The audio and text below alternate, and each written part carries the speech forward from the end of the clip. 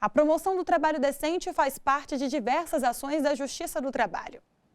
E para que a dignidade prevaleça nas relações profissionais, o trabalho infantil e o trabalho análogo à escravidão precisam ser combatidos. Foi o que defenderam diversos especialistas durante o Seminário Internacional Trabalho Decente, realizado pelo TST. O seminário reuniu juristas e especialistas do Brasil e do exterior, além de personalidades reconhecidas internacionalmente na defesa e na promoção do trabalho decente. O presidente do Tribunal Superior do Trabalho e do Conselho Superior da Justiça do Trabalho, ministro Lélio Bentes Correia, ressaltou que a violação de direitos de crianças e adolescentes é uma das piores formas de agressão social e reforçou o compromisso da Justiça do Trabalho no enfrentamento do problema. O Estado não apenas pode, como tem o dever de intervir para garantir uma vida digna a todas e a todos, seja para proteger crianças e jovens do trabalho extenuante noturno em ambientes absolutamente inseguros e insalubres, tal como no início do século XIX, seja para proteger homens e mulheres, e por que não crianças e jovens, nos dias de hoje, de todo tipo de superexploração e violência nas relações de trabalho. Em 2023, quase 200 anos após a publicação do Factories Act, o óbvio ainda precisa ser dito. Criança não trabalha. Criança estuda e brinca. E, ao fazê-lo, desenvolve plenamente as suas potencialidades. A conferência de abertura foi realizada por Kailash Satyarthi, que há mais de 30 anos luta contra o trabalho infantil. A atuação do ativista indiano, que recebeu o Nobel da Paz em 2014, resultou na libertação de aproximadamente 80 mil crianças vítimas de diferentes formas de escravidão. Se uma única criança está em perigo, o mundo não está salvo. Se uma única criança é traficada e forçada a se prostituir em algum lugar, e suas lágrimas estão por dentro e não são ouvidas do lado de fora, então a história vai ser escrita dessa forma.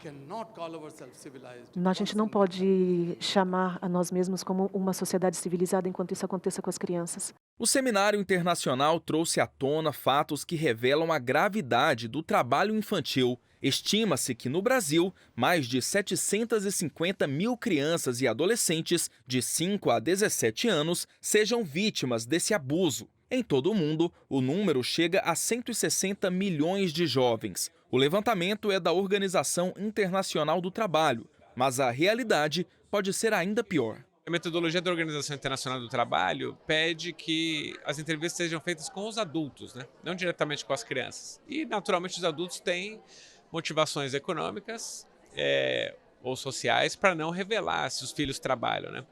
Então, quando eu pergunto para um pai se seu filho de 5 a 17 anos trabalha, em muitos casos ele vai dizer que não. Pode ter custos diretos, do tipo o conselho tutelar aparecer na porta dele, ou custos indiretos, perder a sua fonte de sustento porque ele diretamente ou a empresa para a qual ele fornece foi punida. Magistrados, convidados e servidores participaram de oficinas e mesas de debates com atividades práticas sobre medidas judiciárias, juizados especiais e controle de convencionalidade. Em uma das atividades, 2 vítimas de trabalho em situação degradante deram o próprio relato sobre a situação que viveram. Ana Maria Balbina e Rosa Rocha trabalhavam em uma fábrica de fogos de artifício em Santo Antônio de Jesus, no Recôncavo Baiano.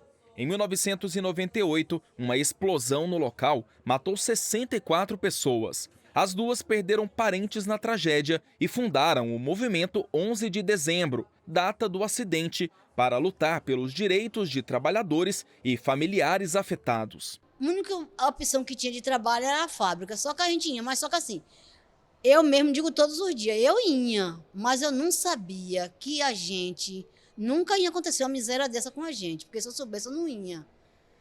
E assim, trabalhava mais de 200 pessoas. E aí minha filha foi e Naquele momento, minha filha não voltou mais, né? Que foi um momento trágico para mim, que até hoje eu sinto minhas dores, minhas revoltas. Na verdade, eu não falo nenhum local de trabalho, eu falo lugar de escravidão. 22 crianças de 10 anos, 11, 12, 13, 14, enfim, apenas um menino, em sua maioria foram mulheres negras de periferia. E se nós soubéssemos do risco, né, e da gravidade que causaria aquele espaço que ali estavam sendo escravizados, jamais estaríamos ali, né? Por toda a necessidade que já passamos na vida. O sofrimento foi e tem sido, não deixa de mexer com a gente, né? Durante o seminário foi anunciado o lançamento da Política Judiciária Nacional de Trabalho Decente, constituída por 2 novos programas.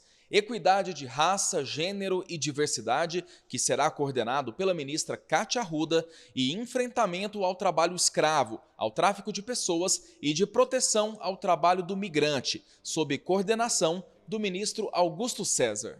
Os participantes do seminário redigiram uma carta que foi lida pelo coordenador nacional do Programa de Combate ao Trabalho Infantil e de Estímulo à Aprendizagem do TST, ministro Evandro Valadão. O documento apresenta propostas para a construção de uma agenda de saúde, segurança, equidade, proteção à infância e a erradicação do trabalho infantil. Estimular a Justiça do Trabalho a processar e julgar com celeridade todos os pleitos que envolvam o combate ao trabalho infantil, identificando situações de vulnerabilidade socioeconômica, a fim de encaminhar crianças e adolescentes para atendimento da rede socioassistencial, a fim de inserção em programas de transferência de renda, inclusive no que toca à elaboração e implementação de políticas públicas e outras demandas que envolvam interesse direto no cumprimento do artigo 227